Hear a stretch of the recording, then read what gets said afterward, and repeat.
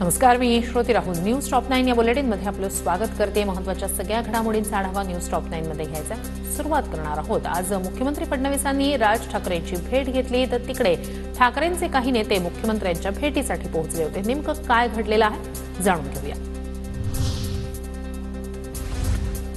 ठाकरे गटाचे मिलिंद नार्वेकर, सुभाष देसाई आणि अंबादास दानवे यांनी घेतली मुख्यमंत्री फडणवीसांची भेट.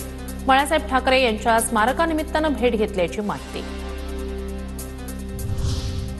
तुमच्या मागण्या ऐकून मला मुख्यमंत्री झाल्यासारखं वाटतंय. महाराष्ट्र शिक्षक सेनेच्या अधिवेशनात उद्धव ठाकरेंचं मिश्किल वक्तव्य.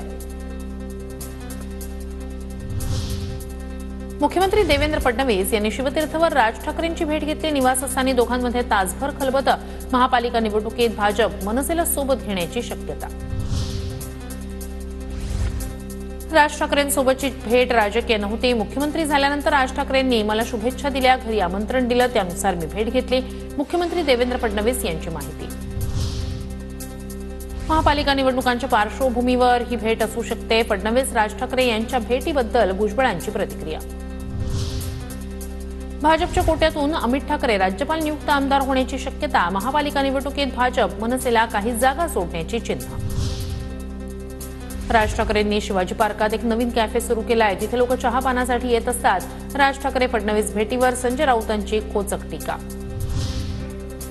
राज ठाकरे आणि फडणवीसांची आजची भेट कौटुंबिक होती, कुठलीही राजकीय चर्चा झाली नाही. मनसे नेते संदीप देशपांडे यांची प्रतिक्रिया. तर शरद पवारांच्या बंगल्याबाहेर राऊत झाडू मारायला जातात का? संदीप देशपांडेंकडून राऊतांना प्रत्युत्तर.